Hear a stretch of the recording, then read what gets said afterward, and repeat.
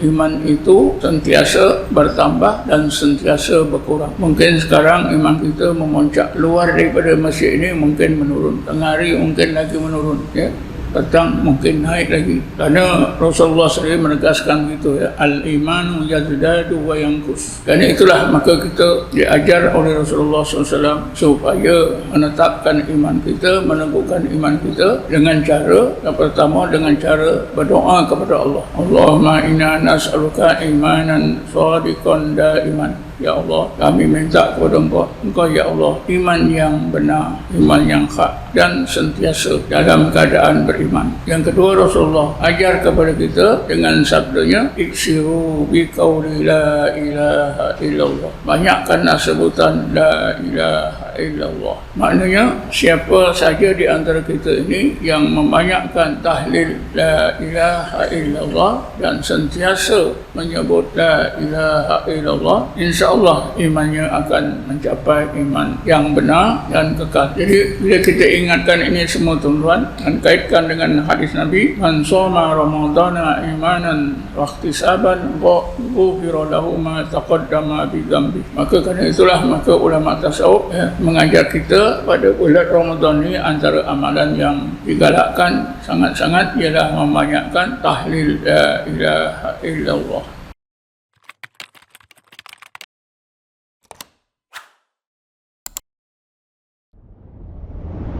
Assalamualaikum warahmatullahi wabarakatuh. A'udzu billahi minasyaitonir rajim. Bismillahirrahmanirrahim. Alhamdulillahil qail. Yusabbitullahu alladhina amanu biqawli tsabit fil hayatid dunya fil akhirah. Asyhadu an la ilaha illallah wahdahu la syarika lah wa asyhadu anna Muhammadan abduhu wa rasuluh. Allahumma shalli ala sayyidina Muhammadin nuril anwar wa ala alihi al-azhar wa ashabil akhyar wa sallim tasliman katsira. Allahumma nawwir qulubana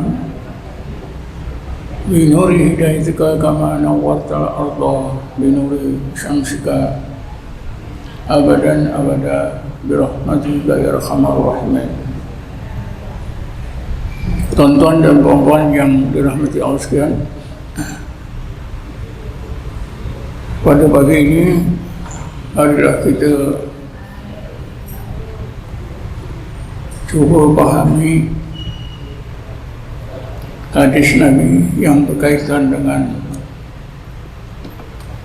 kelebihan ibadat puasa. Rasulullah SAW bersabda, man shoma ramadhana imanan wa ihtisaban ghufira lahu ma taqaddama min dhanbi. Sesiapa di antara orang mukmin yang berpuasa bulan Ramadan dalam keadaan imanan, beriman, wahtisaban, dan mencari pahala balasan baik daripada Allah, maka dosa-dosanya yang lepas diampunkan. Kerana itu tuan-tuan, ibadat puasa sangat penting. Kerana bila kita puasa bulan Ramadan, dosa-dosa kita diampunkan oleh Allah, dosa-dosa yang lepas.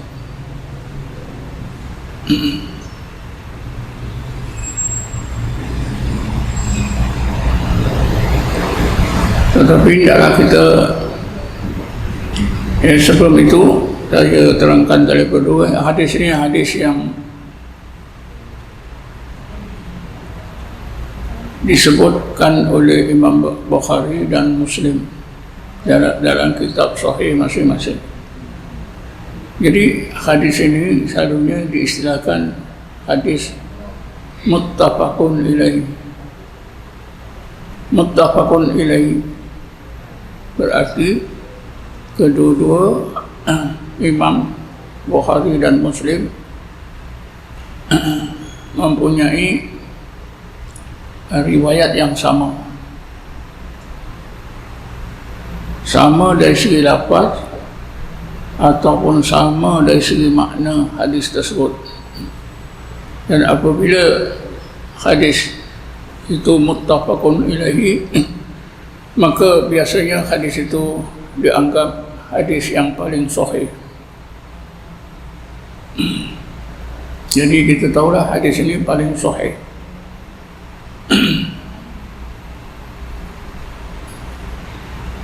Cuma tuan-tuan,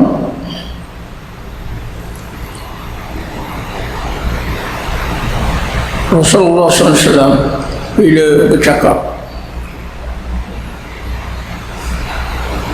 semua percakapan Rasulullah, hadis-hadis Rasulullah dapat dipahami oleh seluruh umatnya ikut taraf pemikiran masing-masing. Kalau pemikiran seorang itu memang mendalam, maka dapatlah maknanya yang dalam. Sebaliknya, kalau pemikiran seseorang mukmin itu dangkal, maka didapatlah makna yang sesuai dengan pemikirannya. Sehingga hadis Nabi yang tersebut dipahami oleh semua peringkat umatnya sesuai dengan pemikiran masing-masing. Jadi pada pagi ini tuan-tuan, marilah kita cuba pahami hadis tersebut berdasarkan kepada pandangan ulama tasawuf. Ulama tasawuf dianggap sebagai golongan ulama yang mempunyai pandangan yang luas dan mendalam. Kerana itu, para ulama tasawuf yang sebenar dikurniakan Allah hikmah. Makna hikmah itu ialah ilmu dan kepahaman agama yang mendalam dan meluas, yang sesuai dengan tujuan Quran dan Sunnah. Itulah hikmah. Ini cuba kita pahami hadis tersebut. Man shoma Ramadana imanan wa ihtisaban ghufira lahu ma taqaddama min dhanbi.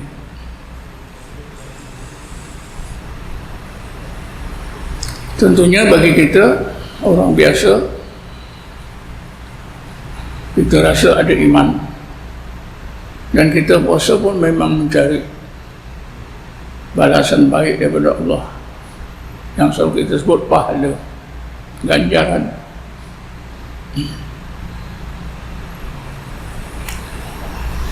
Bagi ulama tasawuf tuan-tuan, man shoma Ramadanan imanan haqqan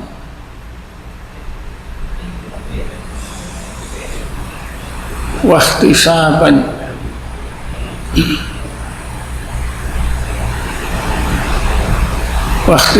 di sini bukan makna mencari pahala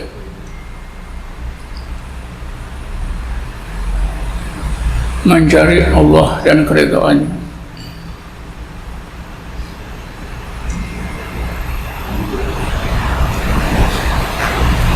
Kerana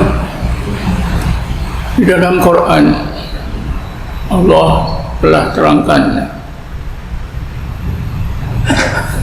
iman yang sempurna ialah iman yang sampai ke taraf haqqan. Dalam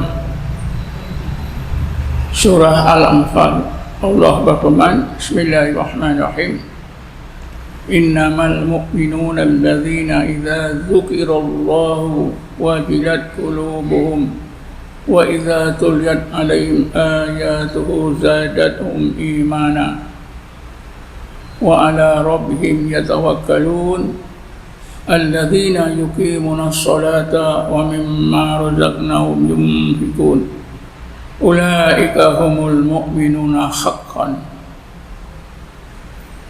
Ulaika humul mu'minuna haqqan. Mereka itulah orang-orang yang beriman, yang sampai ke tingkat hakikat iman yang sebenar. Tandanya apabila disebut Allah, hati jadi takut kepada kebesaran Allah dan sentiasa tawakal kepada Allah Subhanahu wa ta'ala. Selain daripada itu, tuan-tuan, iman menurut Rasulullah SAW sentiasa berubah setiap saat, setiap masa. Kerana Rasulullah bersabda, al-imanu yazdadu wa yanqus. Iman itu sentiasa bertambah dan sentiasa berkurang. Mungkin sekarang iman kita memuncak, keluar daripada masjid ini mungkin menurun, tengah hari mungkin lagi menurun, ya, petang mungkin naik lagi. Kerana Rasulullah SAW menegaskan gitu, ya, al-imanu yazdadu wa yanqus. Kerana itulah maka kita diajar oleh Rasulullah SAW supaya menetapkan iman kita, meneguhkan iman kita dengan cara yang pertama, dengan cara berdoa kepada Allah. Allahumma inna nas'aluka imanan shadiqan daiman. Ya Allah, kami minta kepada Engkau ya Allah, iman yang benar, iman yang hak dan sentiasa dalam keadaan beriman. Yang kedua, Rasulullah ajar kepada kita dengan sabdanya, iksiru bi qawli la ilaha illallah. Banyakkanlah sebutan la ilaha illallah. Maknanya siapa saja di antara kita ini yang membanyakkan tahlil la ilaha illallah dan sentiasa menyebut la ilaha illallah, insya-Allah imannya akan mencapai iman yang benar dan kekal. Jadi bila kita ingatkan ini semua, tuan-tuan, dan kaitkan dengan hadis Nabi, man shoma ramadhana imanan wa ihtisaban ghufira lahu ma taqaddama bi dhanbi. Maka kerana itulah maka ulama tasawuf mengajar kita pada bulan Ramadan ini antara amalan yang digalakkan sangat-sangat ialah membanyakkan tahlil la ilaha illallah. Tadi dalam mukadimah kuliah saya pun saya sebutkan ayat 27 surah Ibrahim. Ayat ini juga Allah ajar kita bahawa sebutan la ilaha illallah itulah yang meneguhkan kehidupan zahir batin kita, meneguhkan iman kita, amal kita dan sebagainya. Bismillahirrahmanirrahim. Yusabbitullahu alladhina amanu biqawli sabit fil hayatid dunya fil akhirah. Allah sentiasa meneguhkan kehidupan zahir dan batin, iman dan amal orang-orang yang beriman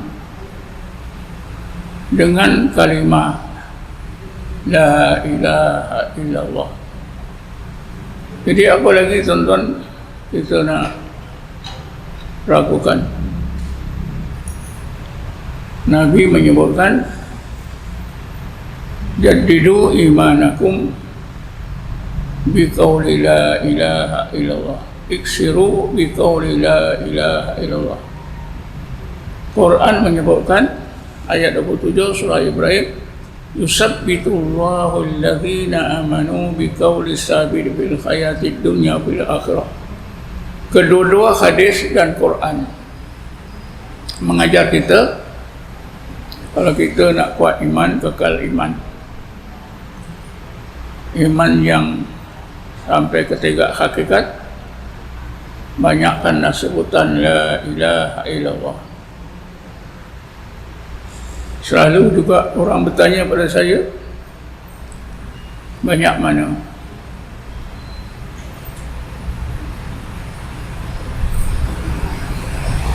Sebutan yang banyak ni tuan-tuan boleh dikira dengan bilangan. Memang biasa saja siapa yang belajar ilmu zikir, guru zikir akan ajar, akan tetapkan bilangan. Awak pagi-pagi mesti bertahlil 1000, lepas maghrib 1000, ya.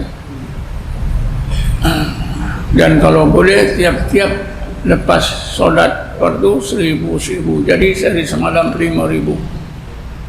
Memang begitu, kadang-kadang lebih daripada itu. Kadang-kadang diajar awak kekal seberapa lama kekal menyebut la ilaha illallah. Lagi kekal, semakin baik. Memang begitu tuan-tuan, karena kita berfikir ni menurut setengah ulama tasawuf, dilihat dari sudut zikir itu kurniaan Allah. Kurniaan Allah dalam masalah, dalam amalan zikrullah ni tuan-tuan, ada 3 peringkat. Mula-mula Allah kurniakan kita peringkat pertama. Di peringkat pertama, kita menerima hidayat Allah, suka berzikir. Ini diistilahkan ja'alaka zakiron lahu. Allah jadikan anda orang yang berzikir untuk Allah. Orang yang baru belajar berzikir ni, dia rasa dia sungguh-sungguh berzikir untuk Allah. Jadi di peringkat inilah biasanya guru zikir itu tetapkan bilangan-bilangan zikir supaya mesti dibuat setiap hari, setiap masa. Di peringkat pertama ni, zakirun lahu, memang susah payah. Susah payah. Macam-macam halangan yang akan ditempuh. Sesudah beberapa waktu, ya, maka Allah akan tingkatkan ke tingkat yang kedua. Tingkat yang kedua ni lebih mudah. Biasalah, ya, kerana sudah berzikir lama, sudah berlatih. Peringkat kedua ni dikenali dengan peringkat zakiron indahu.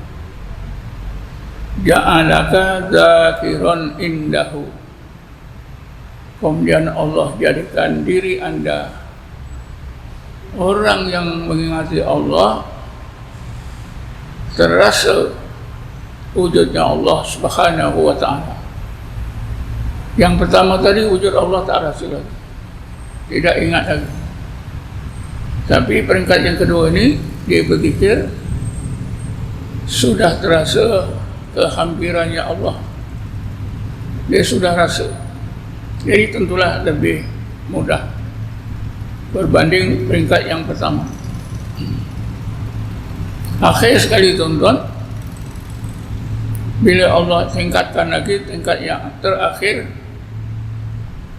ja'alaka zakiron bihi.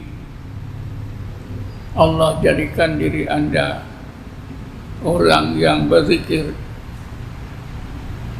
dengan kodrat dan iradahnya. Orang yang berzikir ini dia terasa tidak berzikir, tapi dia rasa zikirnya itu datangnya daripada Allah kepada dirinya, sehingga dia dijadikan oleh Allah orang yang berzikir. Dia sentiasa memandang Allah yang mengurniakan zikir, tidak memandang perbuatannya hilang. Artinya orang tersebut memandang hakikat perbuatan dirinya adalah perbuatan Allah. Allah berfirman, Bismillahirrahmanirrahim, Wallahu khalaqakum wa ma ta'malun. Dan Allah lah yang menjadikan kamu, Allah jugalah yang menjadikan apa yang kamu lakukan. Kita sepanjang masa merasa kitalah yang melakukan apa juga perbuatan kita. Tapi apabila sampai ke tingkat zikir yang ketiga tadi, orang yang berzikir itu rasa hilang perbuatannya, yang dirasa hanyalah perbuatan Allah. Jadi ketika itulah diistilahkan di peringkat yang tertinggi zakiran billah, sentiasa mengingati Allah dengan kodrat dan iradah Allah. Jadi apabila sampai ke tingkat itulah tuan-tuan, iman kita itu akan jadi teguh, jadi kuat, sampai kepada hakikat iman yang sebenar. Tuan-tuan dan puan sekalian, perlulah saya ingatkan, apabila sebut saja zikrullah di dalam ilmu tasawuf, zikir yang membolehkan kita, mudah membolehkan kita menumbuhkan iman, meningkatkan iman, ialah zikir yang bersanad. Kita tentu dah faham zikir bersanad.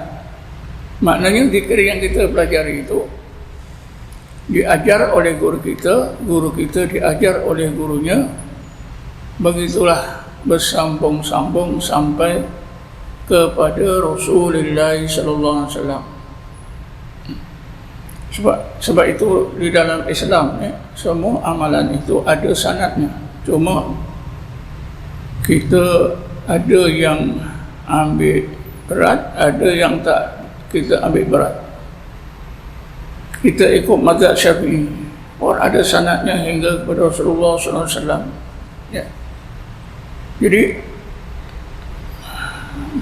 zikrullah yang bila kita amalkan mudah merubah, meningkatkan iman kita sampai ke tingkat imanan haqqan, ialah zikir yang bersanad.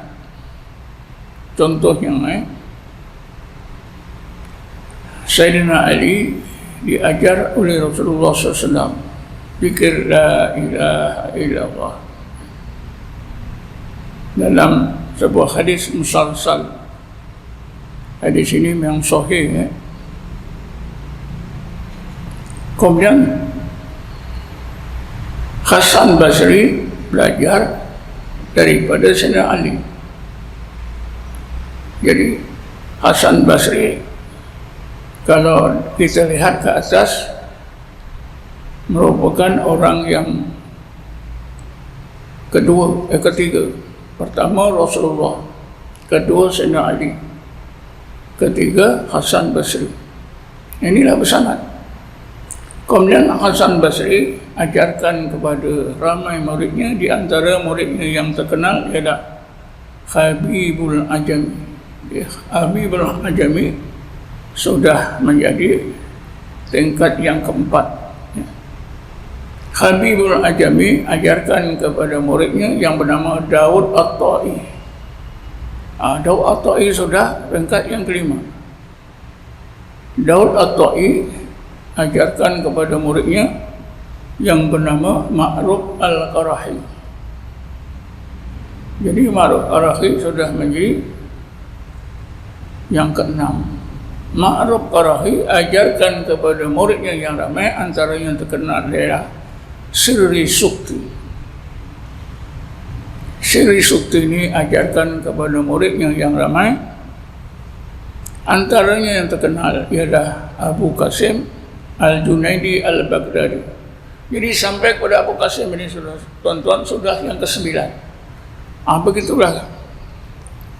Kalau kita zikir, kalau kita belajar zikir la ilaha illallah yang ada sanadnya, kita kepada guru kita sampailah kepada apa yang saya sebutkan tadi. Sayyidina Ali akhirnya sampai kepada Rasulullah. Dan bila kita tengok di atas Rasulullah ialah Jibril.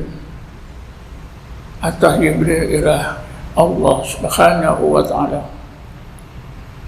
Jadi kalau kita belajar zikir yang bersanad seperti ini, tuan-tuan, memudahkan kita dapat perubahan iman kita meningkat. Ini di dalam penerangan mengenai zikir seperti ini hanya ada diterangkan dalam kitab-kitab tasawuf.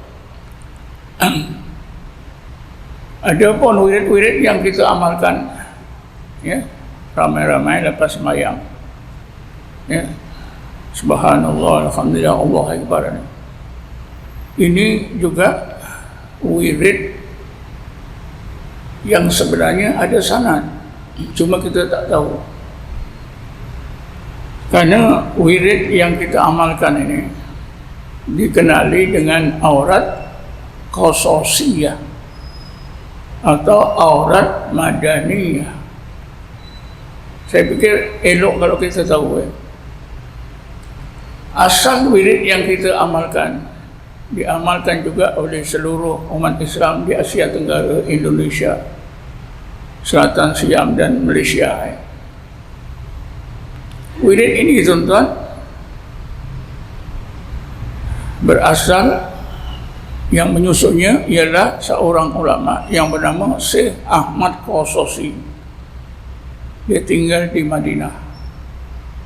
Dalam sejarah hidupnya ada yang menyebutkan beliau pernah menjadi qadhi Mekah dan Madinah.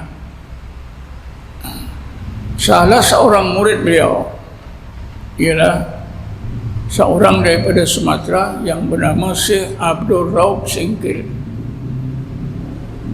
Syekh Abdul Raub Singkil inilah murid Syekh Ahmad Qasosi yang menuliskan aurat Qasosiyah ini, lalu disebarkan di Sumatera dan tersebar terus ke seluruh Asia Tenggara. Sekiranya tuan-tuan berminatlah nak tahu sejarah wirid yang kita amalkan ini, tuan-tuan boleh pergi Jabatan Mufti Negeri Sembilan. Di Jabatan Mufti Negeri Sembilan itu ada galeri buku, buku yang berkaitan dengan wirid ini ada dijual di situ, namanya Aurat Qasosiyah. Buku kecil ini adalah hasil kajian seorang pensyarah UKM. Kemudiannya pindah mengajar di Universiti Islam Brunei. Beliau meninggal ketika berkhidmat di Brunei, yaitu Dr. Sulaiman Ibrahim. Adalah elok kalau tuan-tuan ada buku ini boleh baca, kerana maklumat ini juga menambahkan keyakinan kita. Jadi kalau dilihat daripada sudut ini, wirid-wirid yang kita amalkan ini sebenarnya pun bersanad, bagus diamalkan. Bagaimanapun ulama tasawuf dia membezakannya antara dua zikir, zikir hasanat dengan zikir darajat. wirid yang kita amalkan ini tidak diikat sangat dengan adab-adab. Adab wirid, sebelum wirid, sesudah wirid dan sebagainya. Tapi zikir darajat, zikir yang bersanad diikat dengan kuat. Adab-adab, adab sebelum zikir, adab tengah berzikir, adab setelah zikir dan berbagai. Itulah itunya. Jadi kita simpulkanlah pagi ini, kalau kita puasa dalam keadaan iman kita sampai ke tingkat imanan haqqan, iman yang sempurna, dan iktisaban, kita mencari-cari bukanlah pahala tetapi Allah dan keridhaannya. Karena para sahabat, tuan-tuan, mereka beramal maukan Allah dan keridhaannya, atau sekurang-kurangnya kita ikut apa yang Allah beritahu kepada kita di dalam Quran. Bismillahirrahmanirrahim. Qul bifadlillahi wa birahmatihi fabidzalika falyafrahu huwa khairum mimma yajma'un. Ayat ini, tuan-tuan, menjelaskan kepada kita, bila kita beramal ada pahala yang Allah sediakan, tetapi seluruh amalan kita itu adalah merupakan kurniaan Allah dan rahmat Allah. Jadi Allah ajar kita supaya kita sentiasa meminta kurniaan dan rahmat Allah. Qul bi fadlillahi wa bi rahmatihi fa bidzalika falyafrahu. Nabi kita Muhammad diperintah oleh Allah supaya Rasulullah ajar kepada kita, ketika kita beramal, hendaklah kita maukan kurniaan dan rahmat Allah. Apa sebab? Karena apabila ketika kita beramal dengan tujuan maukan kurniaan, ya, fadlan minallah, dan rahmat Allah, itu lebih ikhlas, itu lebih baik mimma yajma'un, daripada pahala yang kita kumpul, pahala yang kita harap. Karena lebih apa? Lebih ikhlas. Ini ayat Quran. Qul bi fadlillahi wa bi rahmatihi fa bidzalika falyafrahu wa khairum mimma yajma'un. Ya Muhammad, engkau ajarkan kepada umatmu, hendaklah mereka sentiasa maukan fadlan minallah, kurniaan Allah dan rahmatnya. Kalau mereka begitu, itu adalah lebih baik daripada mereka maukan pahala yang mereka rasa kumpulkan daripada amalan-amalan mereka. Tak salah saya, ini ayat 58 surah Yunus ke bawah. Tuan-tuan boleh tengok. Jadi itulah ya. Dalam konteks puasa ini, kita banyakkanlah tahlil, zikir la ilaha illallah, supaya iman kita imanan haqqan daiman, iman yang sempurna dan sentiasa. Kalau iman kita sempurna dan sentiasa sempurna, kemudian kita mengharap apa tadi, kurniaan dan rahmat Allah atau keridhaan Allah, insya-Allah itu adalah lebih baik daripada kita mengharap pahala. Allah alam. Assalamualaikum warahmatullahi taala wabarakatuh. A'udzubillahi minasyaitonir rajim. Bismillahirrahmanirrahim. Wassalatu wassalamu ala asyrafil anbiya'i wal mursalin sayyidina Muhammadin wa ala alihi wa sahbihi ajma'in.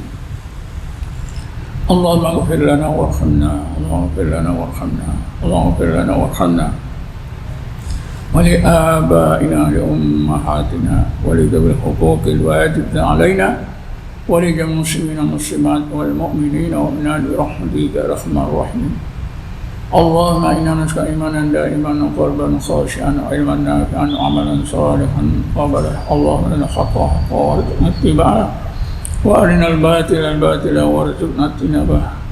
اللهم إنا نستغفرك ونستودعك أدياننا وإيماننا وأنفسنا وأهلنا وأولادنا وأموالنا وبيوتنا وكل شيء أعطيتنا يا رب العالمين. الله اجعلنا وإياهم في كنافك وأمانك وجوارك وعياذك من كل شيطان مريد وجبار عنيد وذي عين وذي بك والشرك كل شيء إنك على كل شيء قدير. واتم علينا بالعافية والسلام والصحة وعلى أبيك في بارك وبارك وجوك من أمة محمد أجمعين.